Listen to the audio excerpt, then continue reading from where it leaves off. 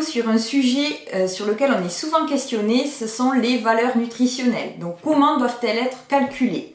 Donc il y a deux façons de calculer les valeurs nutritionnelles. La première, c'est par analyse, donc vous envoyez un échantillon ou plusieurs en laboratoire, puis vous faites des calculs statistiques à partir de plusieurs résultats d'analyse et vous établissez vos valeurs nutritionnelles.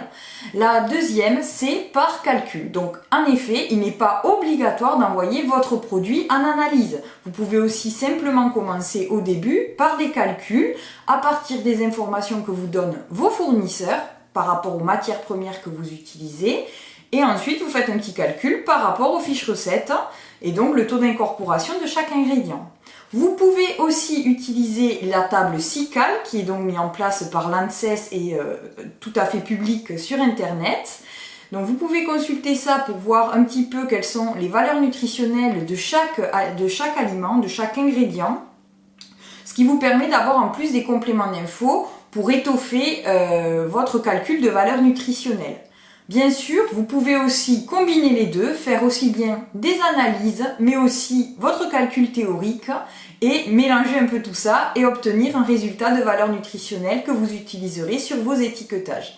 La vraie difficulté, effectivement, c'est qu'une matière première agricole va changer de valeur nutritionnelle, ne serait-ce que d'une campagne de récolte à une autre. Donc on ne tombe pas pile et c'est tout à fait normal. Donc sachez qu'il existe des tolérances qui sont définies dans un guide de la Commission européenne de décembre 2012 sur lequel vous pouvez vous baser et qui vous donne selon les nutriments des tolérances. Voilà, donc il vous faut bien vous baser là-dessus pour vous rassurer aussi, vous ne tomberez pas exactement pile à chaque fois quand vous faites une analyse nutritionnelle. Ce n'est pas possible. L'idée, c'est quand même d'être le plus cohérent possible et d'apporter au consommateur la meilleure information.